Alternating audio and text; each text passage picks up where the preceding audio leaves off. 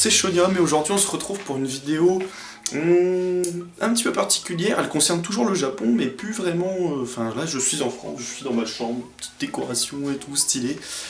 Cette vidéo concerne plus particulièrement le budget. Voilà, donc c'est une question qui est revenue assez souvent. Donc j'ai décidé carrément de faire une petite vidéo pour partager mon expérience au niveau du budget pour partir en voyage au Japon. Donc je vais décomposer cette vidéo en plusieurs parties. Tout d'abord je vais parler de mon voyage à moi, c'est-à-dire ce que moi j'ai réalisé, etc. Donc avec le budget que j'ai eu moi. Et ensuite je vais vous donner quelques petits exemples de budget pour les gens qui ont à peu près les mêmes moyens que moi, c'est-à-dire que moi je suis pas étudiant, mais je veux dire je suis tout jeune, j'ai 20 ans, j'ai travaillé un petit peu, mais je veux dire j'ai des petites économies, on va dire. Je suis pas riche ni rien, du coup je pense que cette vidéo va être super utile pour la majorité d'entre vous, parce que si tout le monde était riche ça se saurait. Donc pour ceux qui ont un grand budget, bien évidemment c'est illimité, mais pour ceux qui comme moi doivent faire des petits calculs pour savoir quoi dépenser, où et comment pour organiser leur voyage, eh bien j'espère que ça va vous aider, voilà tout simplement. Donc pour commencer, moi, mon voyage, alors je suis parti donc à 19 millions de kilomètres, je sais plus combien, je crois que c'était 16 900, un truc comme ça, le Japon, 16 900 km, un truc comme ça, je sais plus, je me rappelle plus. Donc pendant 16 jours, en comptant l'avion évidemment, c'est-à-dire que je suis parti le 23 mars donc de cette année 2016, sauf si vous regardez cette vidéo en 2017, du coup c'était l'année dernière, mais bref on s'en fout. Je suis parti le 23 mars et je suis arrivé au Japon le 24 à 18 ou 19 heures. Donc j'ai eu à peu près 15-16 heures d'avion. J'ai eu un vol avec une escale parce que c'est moins cher, mais on y reviendra après. Et ensuite, donc je suis resté à Tokyo. Pendant les 15 jours et autour. C'est-à-dire qu'en fait, mon logement était à Tokyo. Donc c'était le point central, en gros, mon point de rattache. J'ai rayonné autour de Tokyo. Mais le point central c'était Tokyo. Et ensuite j'ai eu donc mon retour le 9 avril, non le 8, et je suis arrivé le 9 en France, voilà. Donc on va dire qu'il y a 2 jours, enfin un jour et demi qui ont sauté en temps d'avion, parce que l'aller c'était, je sais plus, c'était peut-être 15-16 heures, et le retour c'était 22 heures, un truc comme ça. 20 heures, 21 heures, en comptant une petite escale un petit peu plus longue que la première. Enfin bref. Voilà pour ce qui est de mon voyage. Maintenant je vais vous parler du budget que j'ai attribué à mon propre voyage. Pour mon budget total, j'ai eu un budget de 2500 €, c'est-à-dire 1000 € hébergement, billet d'avion, et 1500 € pour là-bas, pour vivre et tout, pour les souvenirs, tout. J'ai dépensé pour le billet d'avion, si je ne m'abuse, 620 €. Voilà. Donc l'aller-retour avec la compagnie Qatar Airways, donc qui est une très bonne compagnie, mais avec escale. Donc c'est sûr c'était des vols assez longs, je veux dire j'ai pas misé sur le... J'ai pas fait le difficile, j'ai pas choisi les vols les plus rapides, avec pas du tout d'escale ou tout ça, donc c'est des vols qui étaient assez longs. Malgré tout, c'est une excellente compagnie qui nous sert à manger à peu près tous les 1h30, 2 heures, ce qui fait que tu manges au moins 8 fois dans ton vol, tu sors, t'es comme ça. Mais sinon, ouais, franchement, c'est pas mal. Il y a des prises de courant, il y a tout.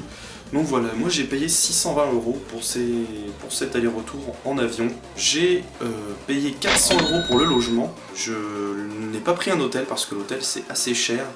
Et puis il faut souvent s'y prendre très longtemps à l'avance, peut-être un peu moins Tokyo parce que c'est grand, mais je sais que pour Kyoto et tout, les hôtels sont moins nombreux. La ville est pour autant pas moins populaire au niveau du tourisme, et du coup voilà, ça devient assez vite cher ou chiant pour trouver quelque chose. Moi je logeais chez une famille, donc c'est-à-dire que je suis allé sur un site qui s'appelle Homestay, donc en anglais Homestay, je vous mets le lien vite fait là, enfin pas le lien parce qu'on peut pas, mais je vous mets le nom. Et donc c'est un site qui propose des familles hôtes un peu tous les pays, dont le Japon. Et c'est à nous de choisir, de regarder un petit peu les photos à la manière de... Comme quand on cherche un appart en fait, tout simplement. Il y a des photos, les règles de maison, combien de personnes sont dans la maison, tout ça. Et donc moi j'étais dans une famille, des jeunes mariés avec 2 enfants qui était super cool d'ailleurs, qui avait 5 ou 6 ans, enfin les deux. Il y en avait un, il avait 4 ans, l'autre 6 ans, tout comme ça.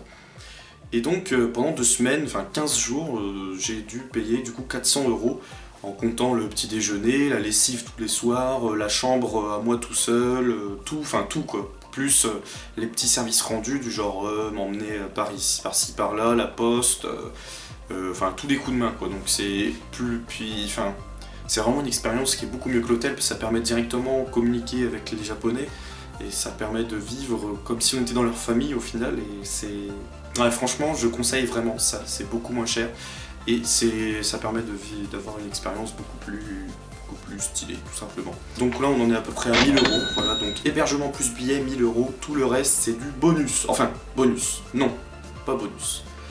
Il faut quand même prévoir un budget pour la nourriture et le transport.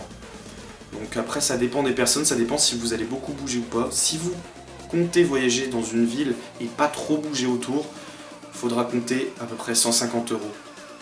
200 € de transport pour 15 jours. Voilà. Enfin, pour moi en tout cas. Si vous allez à Tokyo, enfin moi je sais que j'ai dépensé 200 €.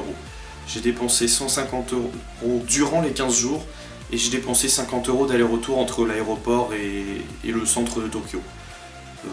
Voilà, c'était donc le Skyliner, je sais plus quoi. Donc, bon, on pouvait payer moins cher, mais moi je prenais le truc qui allait le plus vite et le plus direct, parce que bon, en général, quand on va prendre son avion, on sort de son avion, on est un peu claqué, ou alors on est stressé et tout, du coup, on file, voilà. Donc c'était un petit peu plus cher, mais c'était beaucoup plus rapide. Je n'ai pas acheté de JR Pass ni de pass métro, simplement parce que c'était pas rentable. C'était pas rentable du tout. J'aurais payé, vu que je ne suis pas allé à Kyoto, faut savoir que le trajet Tokyo-Kyoto ou Tokyo-Osaka, c'est très cher, c'est plus de 100 € l'aller, il me semble. Et là, c'est-à-dire que si j'y étais allé pour plusieurs jours et tout, là ça aurait été rentable de prendre un JR Pass, mais moi pas du tout, parce que je restais sur Tokyo, éventuellement j'allais un petit peu plus loin, donc on tapait dans les trajets à 15-20 € peut-être, l'aller-retour, mais pas plus. Donc voilà, 200 € de transport et ensuite la nourriture. Faut savoir que la nourriture au Japon c'est pas cher du tout. Tout ça veut dire que vous pourrez vous nourrir comme vous voulez. Il y a des boissons dans tous les coins de rue, c'est assez consistant. Il y a beaucoup de riz évidemment, c'est très. Comment dire, c'est un fort indice de satiété. Je crois que c'est ça le mot, satiété. C'est quand on n'en mange pas beaucoup et qu'on a l'impression d'être plein comme un boudin, vous voyez ce que je veux dire? Et ben voilà. Donc pour le budget nourriture, moi je sais pas exactement combien j'ai dépensé, j'ai pas compté, sachant que je suis pas mal sorti, j'ai rencontré des gens, je les ai invités, on m'a invité, tout ça. Je pense que 500 € c'est bien pour 2 semaines. Je pense que 500 € c'est suffisant. C'est beaucoup, mais disons que si vous mangez tout le temps au resto, des fois vous aimez bien vous faire un petit peu plaisir en mangeant dans des restaurants un peu plus chers. En général, vous pouvez vous en tirer facilement pour à peu près 1000 yens par repas. Peu importe où vous allez, c'est-à-dire que 1000 yens ça fait quoi? Ça fait peut-être 7 € pour un bon plat avec une petite boisson et puis voilà. Mais si vous voulez taper dans de la viande ou dans un truc un peu plus copieux, un peu plus traditionnel, ça va plus tourner, c'est un petit peu comme en France, ça va tourner aux alentours des 20 €, peut-être 25 € le repas. Je pense que 500 € c'est pas mal au début. Enfin pour un bon budget, on va pouvoir se faire plaisir peut-être 1 ou 2 fois, voilà. Ensuite, le reste c'est que du bonus, voilà. Pour les souvenirs, les sorties, tout ça, c'est à vous de voir. Je sais qu'il existe des billets moins chers, mais moi j'ai choisi mon billet d'avion un petit peu. J'ai comparé un peu les vols, mais en même temps pas trop. Vous pouvez trouver des billets pour 450 €, à peu près 400-500. C'est moins cher évidemment. Et du coup, au lieu d'avoir 1000 € billets d'avion, logement, vous allez avoir 900 €, ce qui va vous faire peut-être 100 € à dépenser ailleurs. Voilà. Donc pour ce qui est du budget, je récapitule. Moi, j'ai dépensé 2500 €, mais c'était, enfin tout compris, c'était, enfin voilà, je me suis vraiment fait plaisir. J'ai un peu dépensé sans compter, mais si vous avez un budget restreint, vous pouvez avoir un billet d'avion à peu près 450-500 €.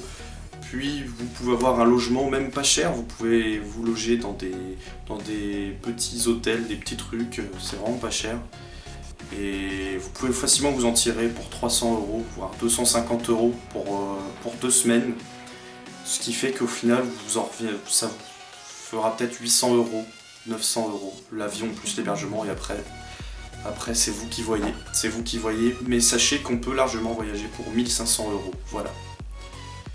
Donc c'est tout pour cette vidéo, je pense avoir tout dit. J'espère que ça vous a plu et que ça aurait été très utile pour vous.